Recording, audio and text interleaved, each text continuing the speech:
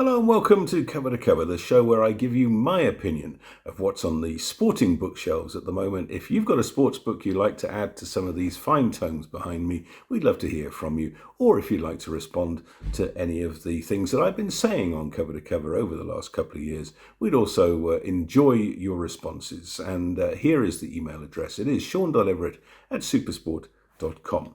Right, let's go straight away to today's book, and it is this one, The Top 2 Inches Off-Field Strategies for On-Field Performance by Dr. Garrath Rosslee with Mandy Collins, published by Sports IQ, available online from Takealot, Amazon and Barnes & Noble, or go to the website sports-intelligence.com. That's sports-intelligence.com. Now, I need to get the conflicts of interest out of the way right up front. I've known Garrath Rosslee for many years, and when he began the process of researching this book, I helped put him in touch with a few sports people. I made some comments on the first draft, and I wrote the foreword, so now you know. Now, in a world where the prefix doctor is used by many who have absolutely no right to it, I should just explain that in real life, Dr. Rosslee is an amateur triathlete and a professional industrial psychologist with extensive consulting, research and advisory experience in the fields of leadership, strategy, implementation, turnaround and change management.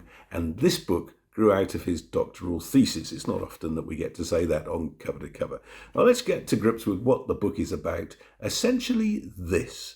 There's something that Garrath calls sports intelligence that separates the great athletes from the good. And I'm using the word athlete in its broadest sense here. It's not about IQ. It is about the power of the mind, or as the title implies, the top 2 inches. In any sport, there comes a moment when an athlete does something surprising. A Cheslin Colby sidestep, for instance, a pinpoint pass by Andres Iniesta, a reverse sweep by A.B. de Villiers, or in athletics, Dick Fosbury winning high jump goal by going over the bar backwards and thereby changing the sport irrevocably. Now, what we experience in these moments is that feeling that we're in the presence of something greater than sport, a moment of magic, and Homo sapiens' desperate need to believe in anthropomorphic deism drives this sort of statement. He was born with it. You can't teach that. It's just instinct. It's the sort of thing that us commentators say all the time, I'm sorry to say.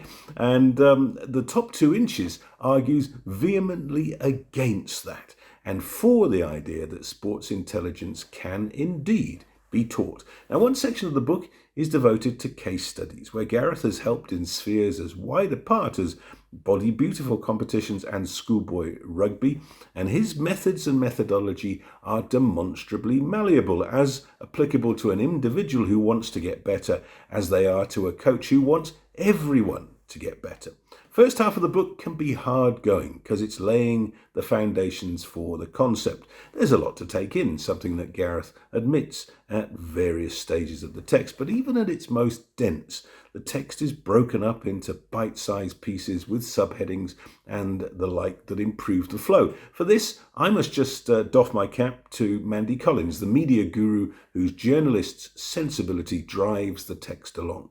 There are 7 chapters and all have a specific raison d'etre and simple titles such as What is Intelligence Anyway? Sports Intelligence for Dummies, and Towards a Synthesis, pulling it together. Again, well done, Mandy. Now, the second half of the top 2 inches is the reward for getting through the first half. It deals with specifics and it's full of wisdom. This section, for instance, elite sportsmen and women start playing sport early, although the literature does suggest that early specialization is not optimal. And the example of A.B. de Villiers is used here. At Affy's, A.B. was good at every sport, but particularly tennis, rugby, cricket, golf and hockey. He chose cricket in his matric year. Parents, please take note of that. Here's another abridged quote. For some reason, South Africans, especially when supporting rugby, believe winning at all costs is the goal. It is socially acceptable to do whatever is needed to emerge victorious. I, and that's Dr. Rosslee, challenged this assumption and emphasized performance criteria. Heart of the matter, is that the process is more important than the outcome. But if you get the process right, the outcome will frequently improve anyway.